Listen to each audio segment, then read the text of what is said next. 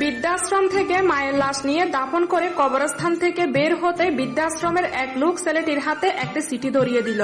মায়ের চিঠি পেয়ে কিছু সময় থম মেরে রইল, অতঃপর ধীরে সুস্থে সেটা খুলে পড়তে শুরু করলো। প্রিয় আব্বাজান, তুমি আমার একমাত্র কলিজার টুকরা। না না, কলিজার টুকরা বললে ভুল হবে, আমার কলিজাটাই তুমি বাজান।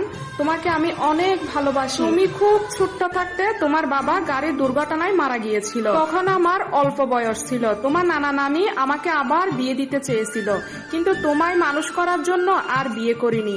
তোমার দাদি আমাকে তাড়ানোর অনেক চেষ্টা করেছে, ঠিক মতো খেতে দেয়নি, সব কাজ ঠিকই করিয়ে নিত, কিন্তু খেতে দিত না, আমায় মাথার তেল পর্যন্ত দিত না, কিন্তু তোমায় অনেক ভালোবাসতো, তাই আমিও সবকিছু চুপচাপ মেনে নিতাম। তার মতে আমার জন্য অকালে ছেলেকে হারিয়েছে, এর জন্য নাকি আমি দায়ী। তোমার দাদির মতে আমি আর তোমার বাবা বিয়ে করেছিলাম, কত স্বপ্ন ছিল আমাদের, কিন্তু একটা দুর্ঘটনা সব শেষ করে দিল। তোমার 5 বছর বয়সে তোমার দাদি মারা গেল, আমি তোমাকে নিয়ে একা হয়ে গেলাম।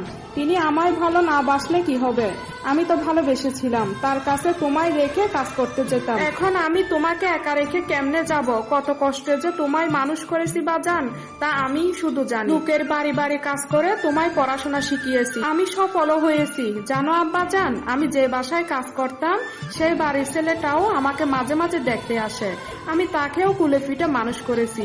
সে বাবা মাকে হারিয়েছে অনেক আগেই, আমায় দেখলেই পা জড়িয়ে ধরে কান্না করে দেয়, আমায় নিয়ে যেতে চাই তার কাছে, কিন্তু আমি যাই না। আমি কেন যাব?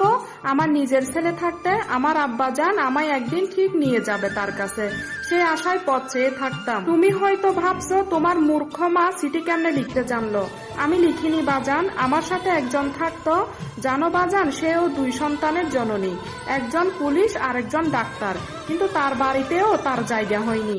সে একজন প্রাইমারি স্কুলের হেডমাস্টার ছিল, তার পেনশনের সমস্ত টাকা পয়সা রেখে তাকে এখানে রেখে গেছে, কিন্তু আমরা আশায় থাকতাম আমাদের ছেলেরা একদিন আসবে আমাদের নিয়ে যেতে।